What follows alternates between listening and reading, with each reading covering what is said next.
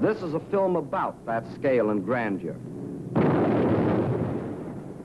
This is a film about that military achievement. This is a film about a people who for all time shattered the legend of Nazi invincibility. This is a film about victory and defeat. German victory and German defeat.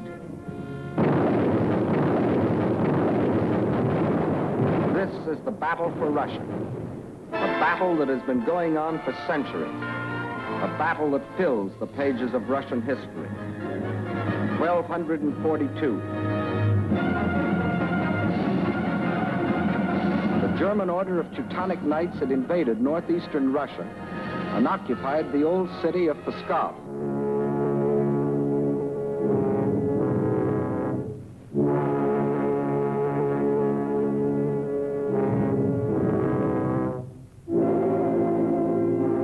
Under the leadership of their Grand Master, von Bock, they threatened to enslave the whole population of that area, including the capital, Novgorod.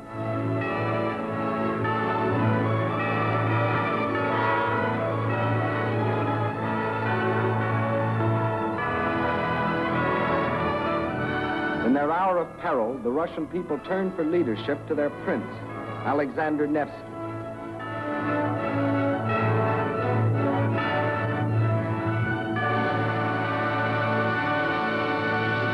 And on April the 5th, 1242, on Lake Peipus, the Russians met the might of the German forces.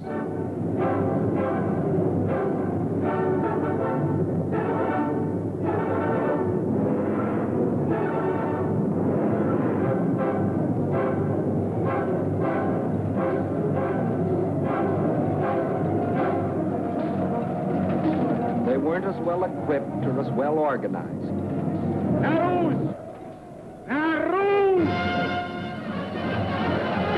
But in their hearts was a flaming courage, a flame so fierce that it pierced the German army.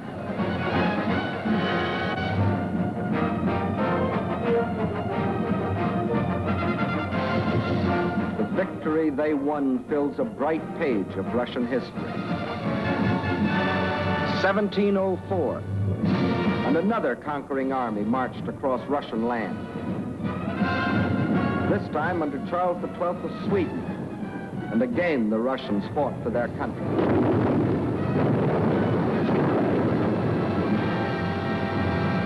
Led by their emperor, Peter the Great, after 5 long years of war, they defeated the Swedes in the historic Battle of Poltava.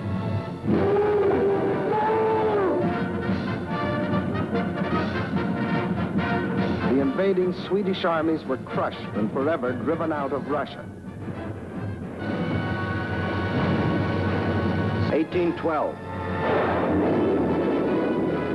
Napoleon and his armies had blazed their triumphant way across Europe and were marching on Moscow. The conquering armies entered the city, but they entered a city in flames. Even in that day, Russian earth was scorched earth to an invader. And once again, the invader was forced to start the long march on the road back out of Russia. 1914, and another German army, this time under Kaiser Wilhelm, set out to conquer Russia.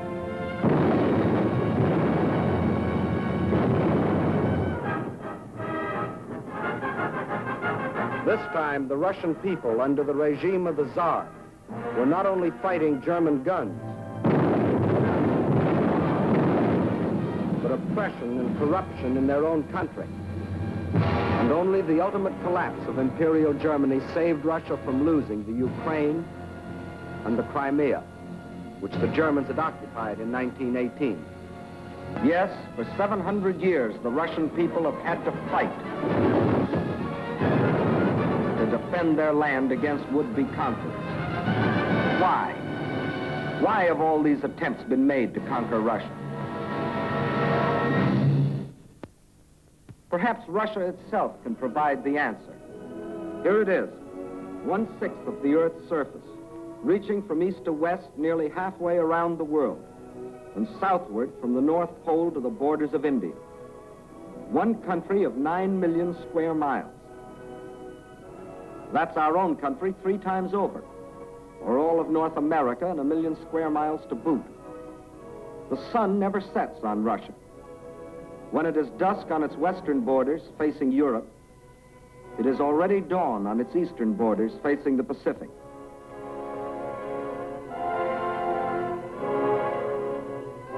That's Russia, or to be correct, the Union of Soviet Socialist Republics. Deep in its mountains lie thick, rich veins of gold and silver. Below ground lie enormous deposits of copper, tin, manganese and nickel, chromium and radium, sulfur and magnesium. Russia is rich in raw materials. Her forests cover millions upon millions of acres. 1/4 of all the lumber reserve in the world belongs to Russia. And as for fuel, there's coal, ton upon ton. And more important, there's also oil. 213 million barrels a year of it. Black gold flowing from the earth that contains 55% of the world's oil. What else? Iron? Russia has better than 10 billion tons. That can make a lot of steel before it's done. Yes, Russia is rich. Her farms cover millions upon millions of acres. The rich black earth that besides giving forth oil and coal will also grow everything from sunflowers to lotus. The tea her people drink in such huge quantities, and the tobacco that they smoke. Cotton grows here too, 3,800,000 bales a year, and sugar.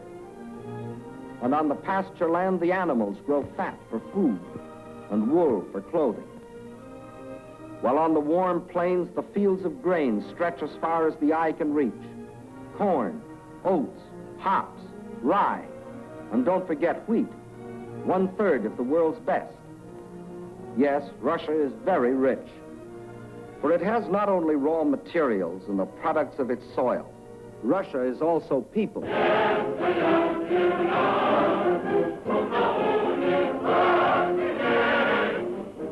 193 million people.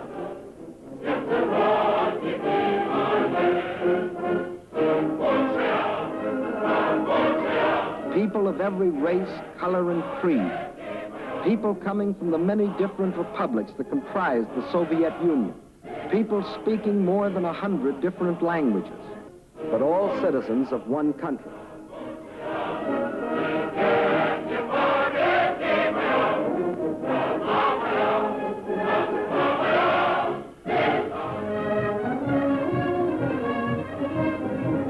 Whether they are the great Russians, the descendants of the first settlers of this vast area, and for 1,000 years its main population, or Cossacks, the famous horsemen from the open plains of the Don River Valley.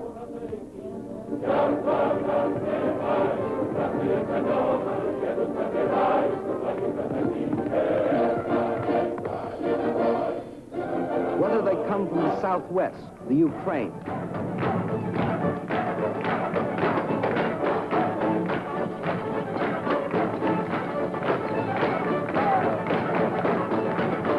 here in the breadbasket of the Soviet Union live the Little Russians, better known as Ukrainians, and beside them the Moldavians and Bessarabians. Or if they come from the far south, between the Caspian and Black Seas,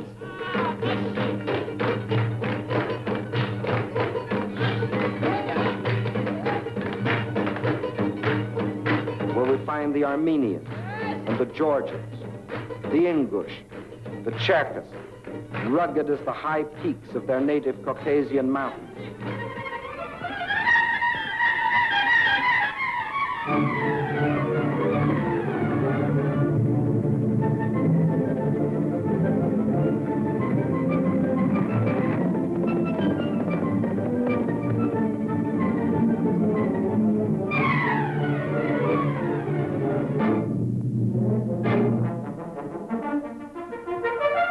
Whether they are Uzbeks, Turkmen, Kyrgyz, from the Persian and Indian frontiers, or Mongols,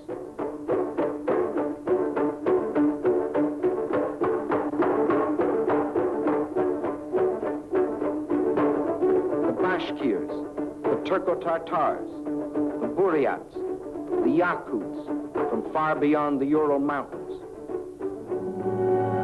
or the people of the ice country, hunters like the Zounds, or settlers like the Laplanders. Whether they come from the pioneering wilderness of the far north, or from a great city like their capital, Moscow, where the ancient buildings of an ancient civilization stand beside the modern structures of a modern civilization, where the old Russian droshka still competes with the modern limousine.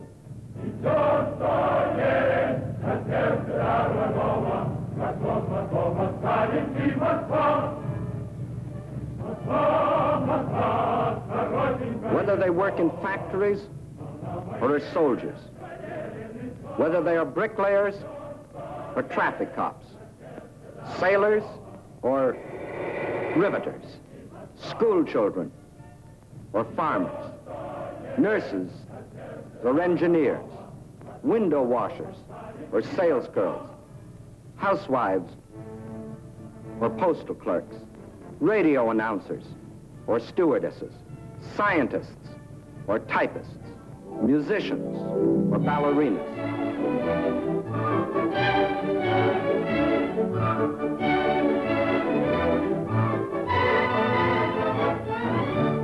Regardless of what they do or where they live, they all have one thing in common: love of their soil.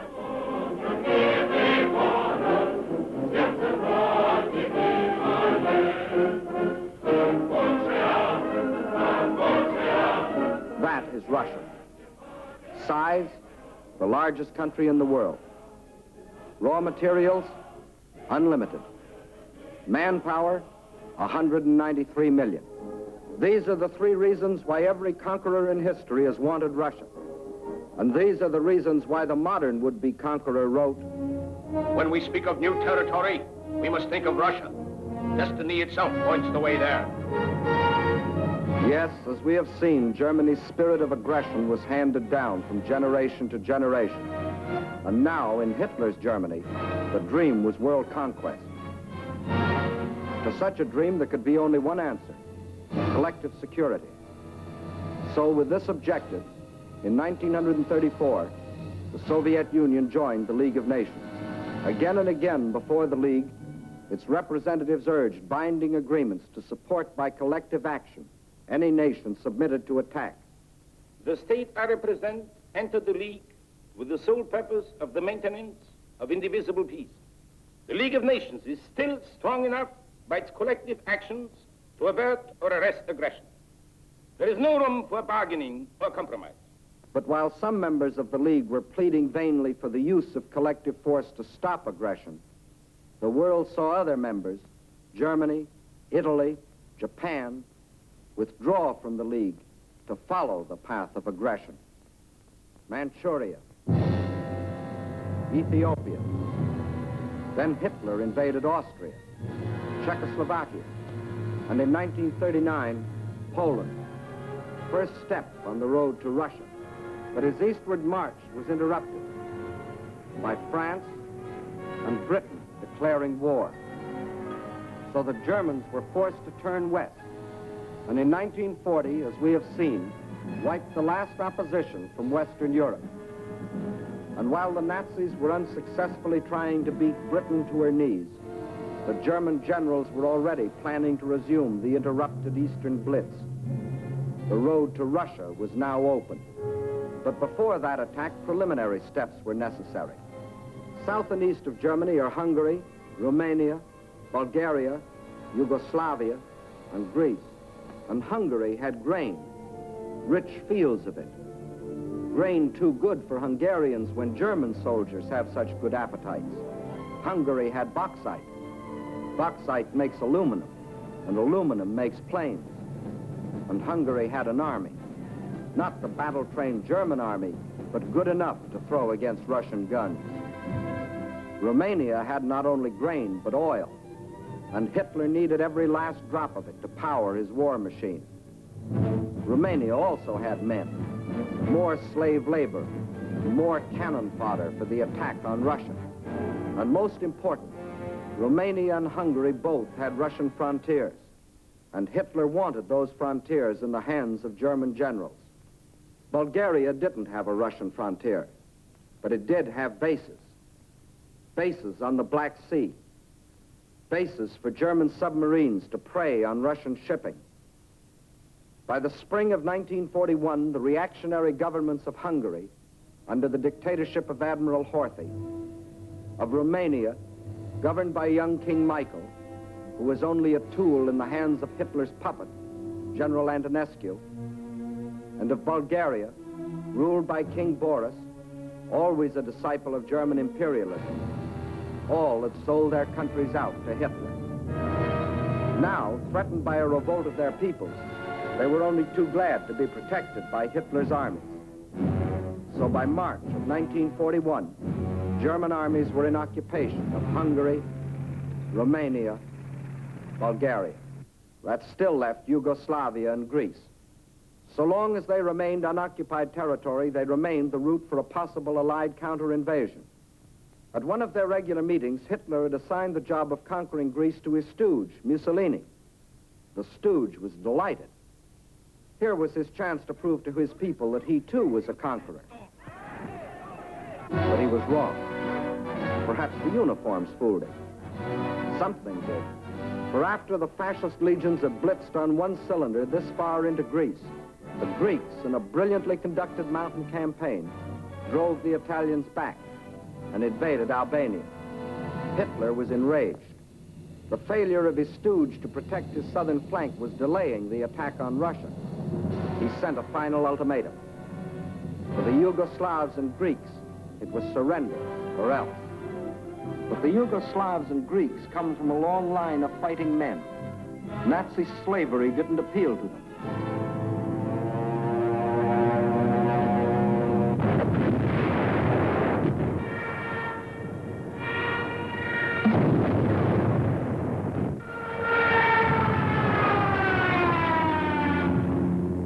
At dawn, on April 6th, German bombs told the Yugoslavians they were at war with Germany. The Nazis and Italians launched a powerful and coordinated attack from all their bases, supported by virtually unopposed aerial bombardment. The conclusion was inevitable. Although resistance was determined, the Yugoslav army was cut up into many small segments and captured. The war in Greece also began on April 6th. There, in spite of fierce and valiant resistance by the Greeks and the British who had come to their aid, the Germans, overwhelmingly superior in both numbers and equipment, forced their way past the Bistritsa River, Mount Olympus, the famous passage of Thermopylae. And by the end of April, the swastika flew over the ancient city of Athens. The conquest of the Balkans was now complete. The whole force of Nazi might could now be turned loose on Russia. There was no time to waste, for time was Russia's weapon. Their industries, so recently built and which, like our own, were designed for the ways of peace, were converted for war. Instead of steel for plows and tools, steel for shells and guns. They knew their industry could never produce enough to equip them adequately for the titanic struggle. But what they could produce, they would. At the same time, the army began to grow. More and more men were called up to be trained, hardened, drilled, prepared to defend their land.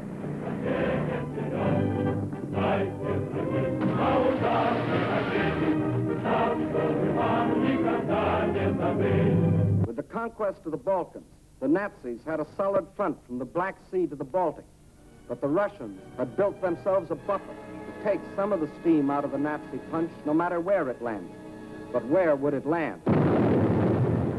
When the blow came, it was from 5 different directions, and from the north, 1 extra, just for luck. That was the big day. As dawn broke, nearly 200 Axis divisions, more than 2 million men, plunged into a front 2,000 miles long, reaching from the White Sea to the Black. Their aim, the annihilation of the Red Army in a decisive battle on the frontier.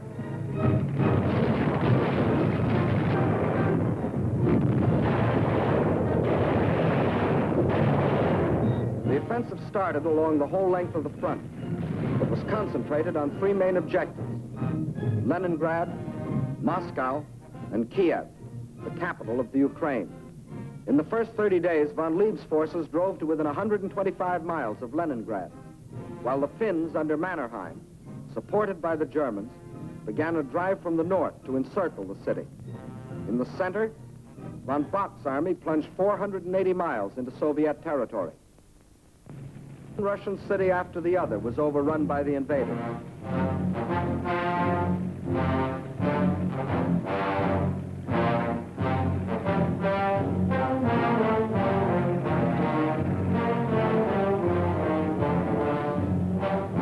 And on July 17th, they captured the first main objective, Smolensk, regarded as the key to Moscow.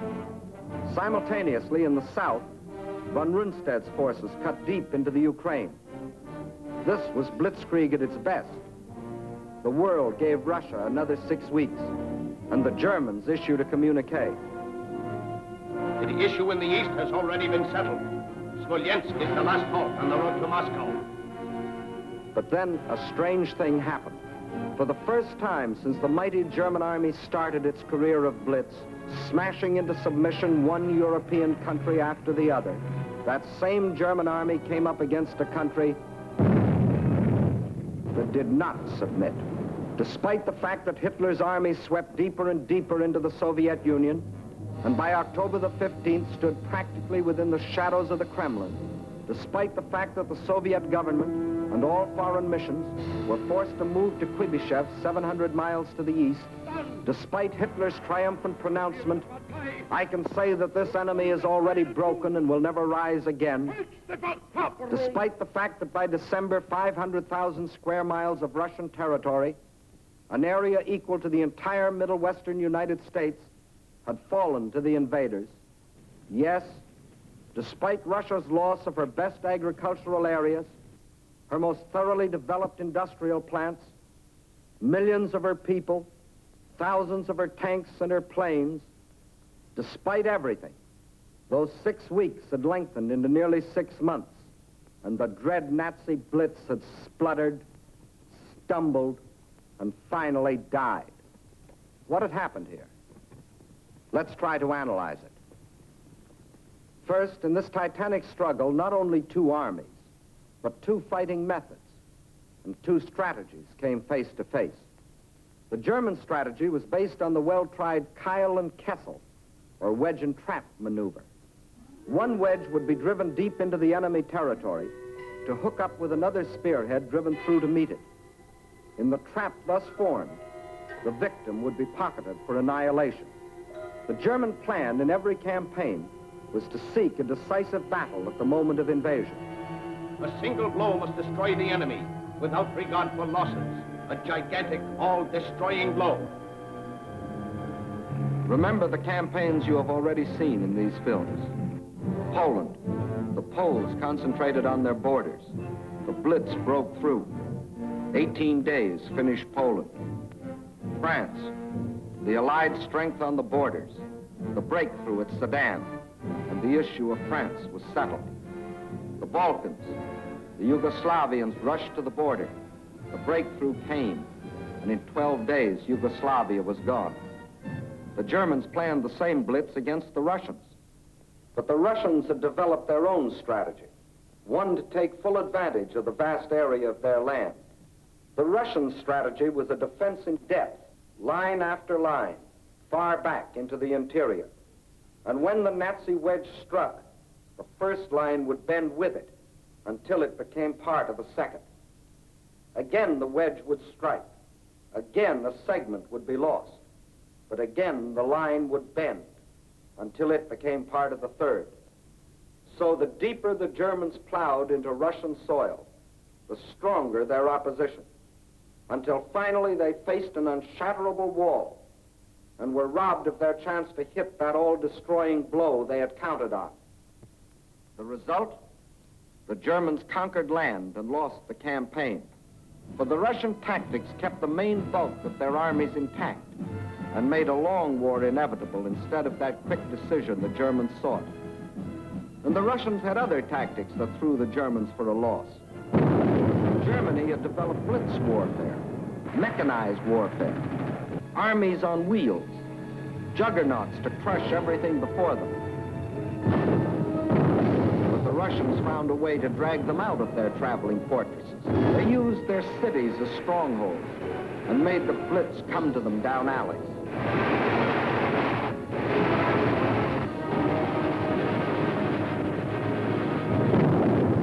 The more a city was bombed, the more impassable it became to the German panzers.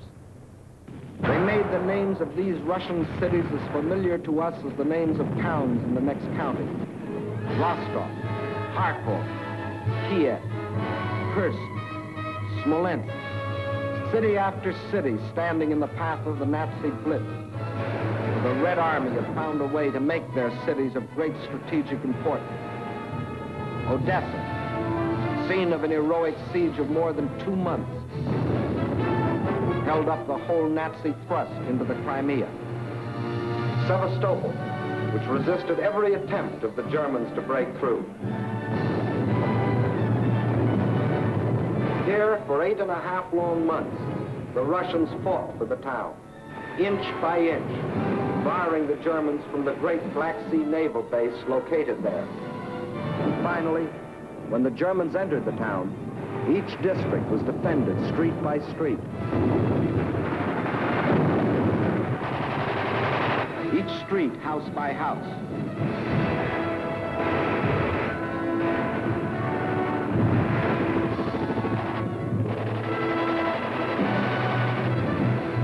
Each house, room by room.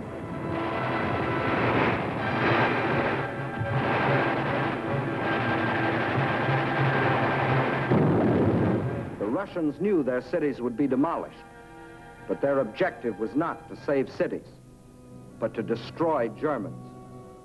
A high price to pay for a copy of Mein Kampf. So the Germans were forced out of their armored shells to fight and to die in the hand-to-hand combat they thought they had abolished. There was another item the Germans had overlooked. They overlooked people. And generals may win campaigns, but people win wars.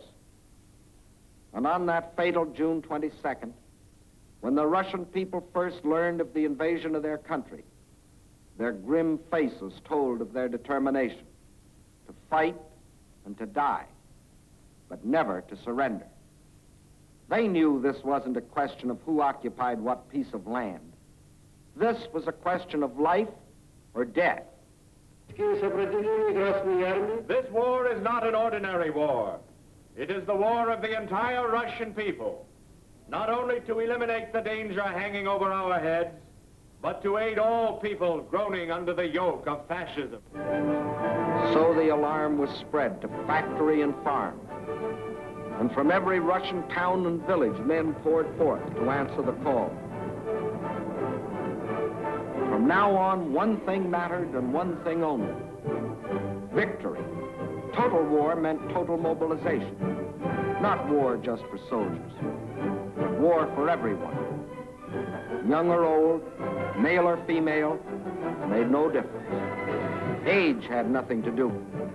If you were only 12 years old, there was work for 12-year-olds to do. Sex had nothing to do with it. If you could hold a rifle, you were a soldier. If you could turn a lathe, you were a soldier. If you could harvest the fields, you were a soldier. If you could handle a locomotive or pilot a ship or guide a tractor, you were still a soldier. For everything you did was part of that total war. Nothing that the enemy could use was left behind. Not a yard of wire or a pound of iron. Not an acre of wheat or a head of cattle. And the old men stood watch over the fields, ready to give the word to burn at the first sight of the enemy. Scorched earth. What can't be withdrawn must be destroyed. That meant the factories, the plants, the oil depots. Flames claimed them all. The giant dam at Dnieperstroy, into which had been poured not only steel and concrete, but 5 long years of Russian toil and Russian sweat to yield the miracle of electricity to the farms and people of the Ukraine. Now, rather than let the power it generated fall to the enemy, they destroyed it. Scorched earth, the land they had lived on and worked on, their forests, their fields, their farms. They surrendered them to the flames, but not to the invaders. That was the scorched earth.